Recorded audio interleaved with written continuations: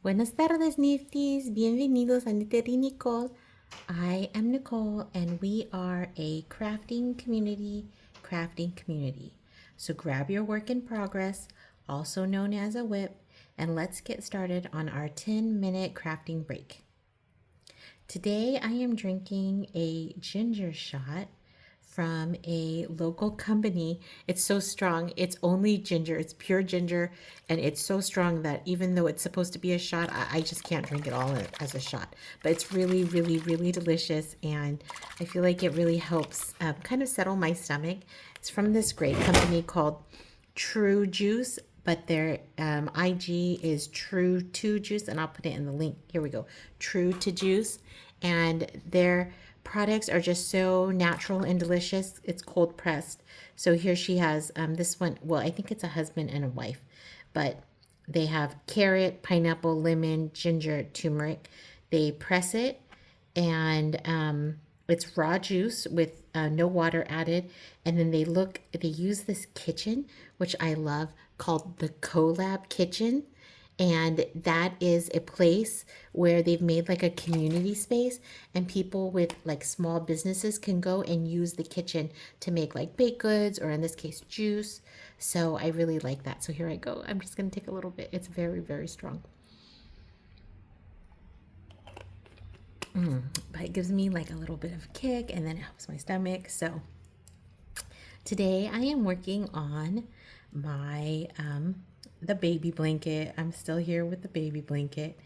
And I don't know if you remember, but last time I told you that I'm flipping the stitches a little bit because I don't know if you can see right here, but for this little group of stitches, I've purled them when I clearly should be knitting them, right? Because you can see that there's a bump. See here how it's all right here? It's all smooth right by the white. But here you can see a line before I'm gonna get the white. So, and here, over here, it's smooth again, right by the needle. So you can see that these are clearly wrong. In addition to, making YouTube videos while I knit, I also love to actually watch movies while I knit. And I also like to drive in the car while I knit. But mostly lately I've been watching movies, and so every now and then, of course, you get into a good part of the movie, or you get distracted, and then you forget what stitch you were on or what you were doing. I think that that's really an important reason to use stitch markers. So I put a little marker for every 30 stitches, and what that does is it kind of helps me. Number one, it kind of wakes me up a little bit. And then number two, it kind of controls the damage. So I can be like, oh, this section of 30 is correct. And then I move on to the next section and really examine it. But otherwise, because the blanket is so big, I would lose track of like what parts were good and what parts were bad. So the stitch markers really help me. They are not too expensive. You can get, quite a few for maybe $5. There's that store that I always like. I hope they give me a sponsorship, but there's that store that I like called Daiso. And in that store, they sell them very, very affordably. If you cannot afford stitch markers, because I have also definitely been there, you can use paper clips, like the big ones, the silver ones. They work great. I've also used bobby pins for my hair, also little rubber bands for my hair. I'm a person who likes to just use what I have, right? I know I need the stitch markers because I often get distracted, but we don't always have the funds to afford things like that. So if that's the case, definitely, raid the office for some paper clips, and they work just fine. The most important thing is that you're using it just to count and to keep on track. A funny thing is, I told you that I have this gray dilemma, right? I have the light gray here, and then I have the dark gray here, and I kind of just realized it. So I think I found it, and I do remember that I love this Caron Simply Soft. Some of the yarns, they are a little bit, I think maybe because my hands run a little bit dry, so some yarns kind of like pull on my fingers, and I don't like that. So I have always liked this Simply Soft, and I think that's part of the reason why I felt that I didn't need to buy all the skeins at once, which is great because they often carry this, and I ordered this. But one of the things, in addition to being a different color, I hope that you can see that this one is big and loose, and this one looks a little bit tighter. And you can see I've done 1, 2, 3, 4 repeats of the red here, and I've done here 1, 2, 3 repeats of the red, and they're about the same size. And I'm glad that I kind of went for size, but it also looks very different. And so this gray that I did, these are size 9, US 9, 5.5 millimeter clovers. And then I just thought, you know what, that's too big. So I thought I'm gonna look at the yarn. So if you look at the yarn, it tells you which size knitting needles they recommend. So let me see if I can get right up close. So this one, it says, oh, you should use US 8s. And so I know I had 8s, and I know they were bigger than what I'm using right here because, right, this one is so, I like to use circular needles because I feel like it makes it a little bit easier to knit in small spaces. And then especially with something as big as this, just to have all of the weight of the blanket on one side, it probably would, you know, cause a strain to my wrists and my arms. So I do like the circular needles.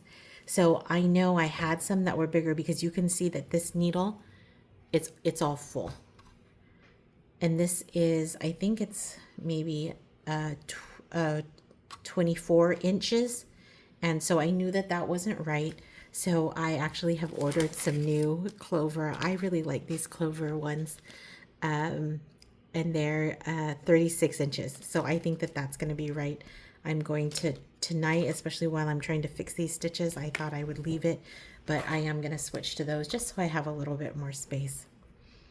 So if you ever wonder, like, what size needles, like if you're dreaming up a project, if you're thinking it up in your mind, you might look at the little package just to see what size they recommend.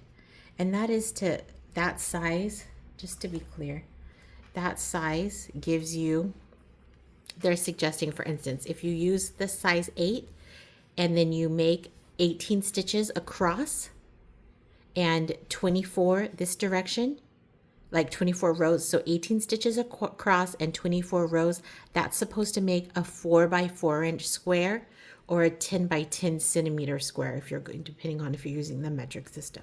If you're trying to use this yarn to crochet, they suggest using a US 8, and that's going to give you, if you, 13 single crochets and then 14 rows, that's going to give you a swatch that is 4 by 4 inches and 10 by 10 centimeters. So if you're working on a project, you know, one of the projects I am working on is that sweater. So if I'm doing a project where the measurement is really important, then I want to make a swatch to make sure that my measurements are correct and that they go with the pattern that they're working on. In this case, it doesn't matter as much, and you can totally tell that I've used 2 different size hooks. I'm really sad about it, but that's okay. We'll get over it. 2 different size hooks, and oh, you can see right here. Okay, so here is, I probably was using a smaller one for this group because it just looks a little bit tighter. I know I switched for some reason. I think I switched for the brioche stitching. Oh, you can totally tell here. Because I think the brioche stitching said to size up. I think that was the correct, the way that things went. And, you know, I've been working on this for a long time, so sometimes we forget what happened, 7 years ago. At any rate, Nifties, our time is almost up for today. And if you enjoyed your 10-minute crafting break, if you feel more peace in your heart after spending some time in community with other Nifties, please like this video and follow our channel, our YouTube channel, Knittery Nicole. and head on over to Threads. Tell me what you're working on. I wonder, like, am I just talking to myself?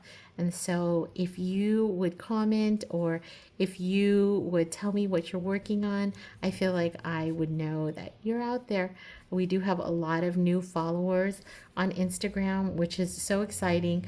I'm not sure how I got into the German community over there, but I do have so many brand new followers from Germany, which is really exciting. And I'm seeing all of their crafts. They have just a different kind of motif there, like a look to things, which I think is just really exciting and fun to see.